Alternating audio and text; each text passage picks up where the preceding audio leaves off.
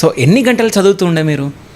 So actually ఇది మంచి question అండి. ఇప్పుడు నాకు చిన్నప్పుడు మా టీచర్స్ కొంతమంది వీళ్ళు రోజు 18 గంటలు చదివితే ఐఏఎస్ అవుతావు, కలెక్టర్ అవుతావు అని చెప్పి చెప్తా ఉండేవాళ్ళు, which is very false notion. So ఇది చాలా తప్పుడు అభిప్రాయం. అయితే ఏంటంటే మనం ఫార్మేటివ్ ఇయర్స్ మన ప్రిపరేషన్ స్టార్ట్ చేసినప్పుడు geography, history, polity, economy, science and technology, environment, the social issues, disaster management, తర్వాత మీకు ఆర్ట్ అండ్ కల్చరు, తర్వాత internal security, ethics, aptitude, integrity, optional paper, newspaper, ఇటువంటి అన్ని ఆస్పెక్ట్స్ ఏవైతే ఉంటాయో అవన్నీ మీకు అవగతం చేసుకోవడానికి, అర్థం చేసుకోవడానికి, సబ్జెక్ట్ బిల్డ్ చేసుకోవడానికి చాలా టైం పడుతుంది. ఊరికి జస్ట్ లైక్ దట్ చదివితే అర్థం కాదు. ఆ టైంలో మీరు ఎక్కువ టైంని స్పెండ్ చేయాల్సి ఉంటుంది అబ్వియస్లీ. అంటే అప్పుడు 12 hours కంటే కూడా ఎక్కువ టైం పెట్టడం అనేటువంటి జరిగింది. వన్స్ మీరు ఈ ఫార్మేటివ్ ఇయర్లో మీకు నాలెడ్జ్ ఎక్స్పోజర్ వచ్చిన తర్వాత, మీ దగ్గర షార్ట్ నోట్స్ ఉన్న తర్వాత డైలీ ఒక 5 to 6 hours స్పెండ్ చేసి దీన్ని అప్డేట్ అవుతూ మిగతా టైంని మీ హాబీస్కి వాటికి యూజ్ చేసుకుంటూ, ఆన్సర్ రైటింగ్ ప్రాక్టీస్ చేసుకుంటూ ఇటువంటి వాటితోటి చేయాల్సి ఉంటుంది. But when it comes to exams ఇంకా 2 monthsలో ఉన్నాక మళ్ళీ ఇంటెన్సిటీ పెంచుకోవాలి. 12 hours 13 hours కూడా చదువుకోవాలి. ఇలా ఈ గ్రాఫ్ అనేటువంటిది ఫస్ట్ ఎక్కువ ఉండాలి, తర్వాత ఒక మొమెంటం మెయింటైన్ చేయాలి, మళ్ళీ ఎగ్జామ్ వచ్చినప్పుడు ఇంకా ఎక్కువ చేయాలి, తర్వాత మళ్ళీ ఎగ్జామ్ అయిపోయిన తర్వాత కొద్ది రోజులు రిలాక్స్ అవుతూ మళ్ళీ 3 hours 4 hours చదువుకుంటూ ఇట్లా వెళ్తూ మాడిఫై చేసుకుంటూ వెళ్ళాలి.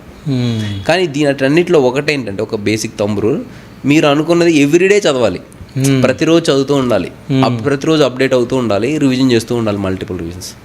ఇది కీ అనమాట. సో అంతేగాని 18 గంటలు బుక్ తీసుకొని గమ్ముగా బుక్ ముందు వేసుకొని కూర్చొని మైండ్ ఆబ్సెంట్ బాడీ ప్రజెంట్ అన్నట్టు కూర్చుంటే ఈ ఎగ్జామ్ క్లియర్ అవ్వదు. అంత అవసరం లేదు కూడా యాక్చువల్లీ. అయితే సివిల్స్కి ప్రిపేర్ అవుతున్న వాళ్ళకి అందరికీ వాళ్ళ ఫ్యామిలీలో అంటే మదర్ కానీ ఫాదర్ కానీ ఏమని చెప్తారంటే, సో కోచింగ్ తీసుకోరా బెటర్, ఆ ఢిల్లీ వెళ్ళురా, లేకుంటే హైదరాబాద్ వెళ్ళురా, అంటే నార్మల్ పల్లెటూర్లలో ఉండేవాళ్ళు హైదరాబాద్ వెళ్ళు, ఢిల్లీ వెళ్ళు అంటే వీళ్ళందరికీ మీరు ఏమని చెప్తారు? అంటే కోచింగ్ తీసుకుంటేనే సివిల్స్కి ప్రిపేర్ అవ్వాలా, లేకుంటే ఇంట్లో కూర్చొని కూడా ప్రిపేర్ అవ్వచ్చా? కోచింగ్ అనేటువంటి తీసుకుంటేనే సివిల్స్ ప్రిపేర్ అవుతే అనే ర్యాంక్ వస్తుంది, కోచింగ్ లేకపోతే ర్యాంక్ రాదు అనేటువంటి నోషన్ ఏదైతే ఉందో అది మనం కంక్లూడరీగా చెప్పలేమండి. సో కంక్లూడరీగా చెప్పలేము.